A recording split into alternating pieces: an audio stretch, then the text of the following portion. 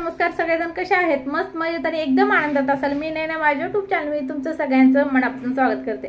चला तर मस्तपैकी आज मटणाची रेसिपी तुम्हाला दाखवणार आहे आणि दाखवत बरंच काही तुमच्याशी बोलायचं आहे ते सुद्धा बोलणार आहे। पण चला पहिले किचन मध्ये जाऊ, रेसिपीला सुरुवात करू। एकदम टेस्टी आणि मस्त असं मटण होणार आहे। तुम्ही सुद्धा ही रेसिपी नक्की ट्राय करा। चला मी पटकन किचन मध्ये जाऊया। चला तर मटण बनवायला सुरुवात करू। मी गॅसवर कढई ठेवली आणि कढईमध्ये एक मोठा चमचा भरून मी तूप टाकणार आहे। जर तुम्हाला तूप टाकायचं असेल तर तुम्ही तूप टाका किंवा तुम्हाला तेल टाकायचं असेल तर तेल टाका, पण तुपाने चव खूप छान आणि मस्त लागणार आहे मटणाची। शिवाय मी दोन पद्धतीचे तुम्हाला मटण ह्या व्हिडिओमध्ये दाखवणार आहे, त्यासाठी पूर्ण व्हिडिओ बघायचा, जरा सुद्धा स्किप करायचा नाहीये, ठीक आहे। आणि दुसरी गोष्ट म्हणजे आता हे जे मी तूप टाकून जे मटण बनवते ना, हे सिंधी पद्धतीने मटण बनवणार आहे, जी खायला खूप टेस्टी आणि मस्त लागणार आहे। आणि बऱ्याच जणांना हे आवडेल, बऱ्याच जणांना आवडणार नाही, पण तुम्हाला हे खाल्ल्याशिवाय समजणार नाही जी की चव कशी आहे ती। का त्याच्यामध्ये जास्त मसाले पडत नाहीत, कमीत कमी मसाल्यामध्ये हे सिंधी मटण तयार होतं आणि नंतर चटपटीत आणि झणझणीत असं दुसरी सुद्धा एक रेसिपी आहे ह्या मटणापासून बनवलेली, ती कसं बनवणार आहे किंवा कशा पद्धतीने आहे ते तुम्हाला पूर्ण व्हिडिओ बघितल्यानंतर समजणार आहे। आता तुपामध्ये मी हिरवी विलायची कुटून टाकलेली आहे, 15 ते 20 विलायची घेतली, व्यवस्थित म्हणजे जाडसर कुटली आणि तेल तुपामध्ये टाकली। बारबार तेल असेल तर तुपामध्ये टाकली आणि थोडंसं परतल्यानंतर ह्यामध्ये मटण टाकायचं आहे। आणि कढईमध्ये ह्याच्यासाठी करते का तर ह्याच्यामध्ये थोडंसं वेळ त्याला परतून घ्यायचं आहे त्याच्यासाठी। तर आता मला जेवढं पाहिजे तेवढं मी मटण ह्याच्यामध्ये टाकलेलं आहे आणि अर्धं मटण मी साईडला ठेवलेलं आहे, का तर मला बिर्याणी बनवायची आहे थोडीशी, त्यासाठी मी साईडला थोडं मटण ठेवलं एवढं पातेल्यामध्ये। तर मी ह्याची बिर्याणी बनवल आणि हे व्यवस्थित मी परतून घेते आता। तर फास्ट गॅस करायचा आहे आणि ह्याला लगातार आपल्याला हलवत राहायचं, चिटकू द्यायचं नाही बिलकुल बुडाला, पण चिटकणार सुद्धा नाही ही। आणि जर जितक्या वेळा परतचाल ना तितक्या वेळ हे मटण परतल्यानंतर खूप छान आणि टेस्टी होणार आहे।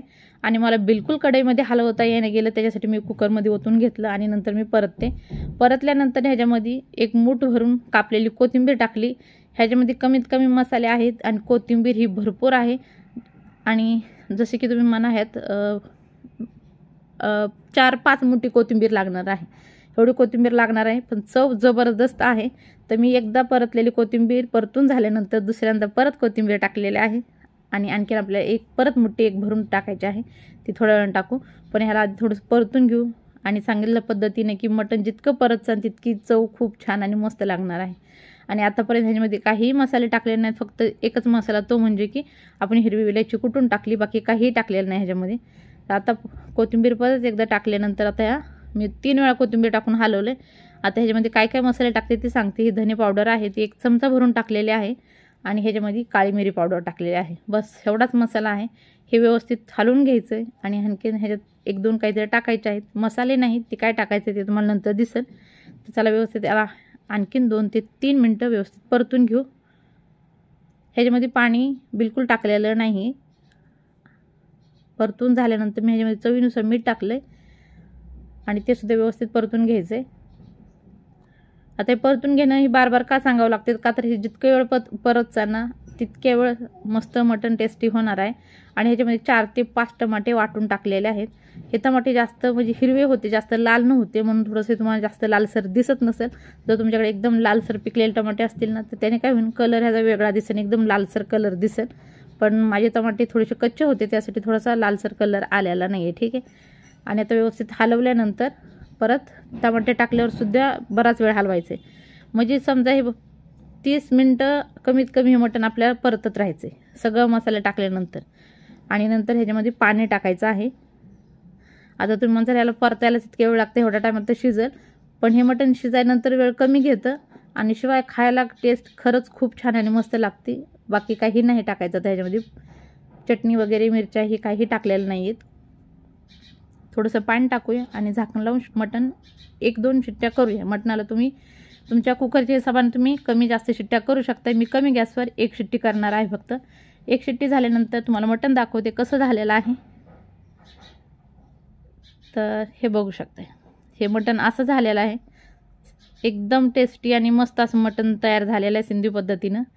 आणि आता हे मटण मी साईडला ठेवलं आणि आता हे तिखट झणझणीत मटण मी असं बनवणार आहे। म्हणजे ह्यातलं मी थोडंसं कुणाला खायचं असेल तर हे फिक्कं, म्हणजे जास्त तिखट नाही आहे, जास्त मसाल्याचं मटण नाही आहे ते, पण खायला खूप टेस्टी लागतंय। पण आता हे कसं ना, तुम्ही केल्याशिवाय तुम्हाला समजणार नाही की ह्याची चव कशी आहे, ती खूप छान आहे।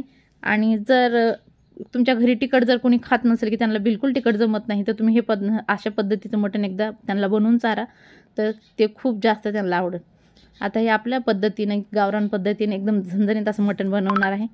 तेल घेतले, तेलामध्ये थोडंसं मी अद्रक लसूण टाकलेलं आहे पेस्ट, त्याच्यामध्ये गरम मसाला टाकला आहे, परत हे टाकले, लाल चटणी थोडी टाकली, काळा मसाला थोडासा टाकलेला आहे आणि एक मसाल्याचं पॅकेट टाकायचं. हे बघा खानदेशी मसाला मी आहे तो टाकते. आता तो घरामध्ये होता तोच टाकायला लागले मी. आणि जरी तो मसाला तुम्ही टाकला नाही ना तर घरचा जरी काळा मसाला टाकला ना तरीसुद्धा मटण खूप छान आणि टेस्टी बनणार आहे.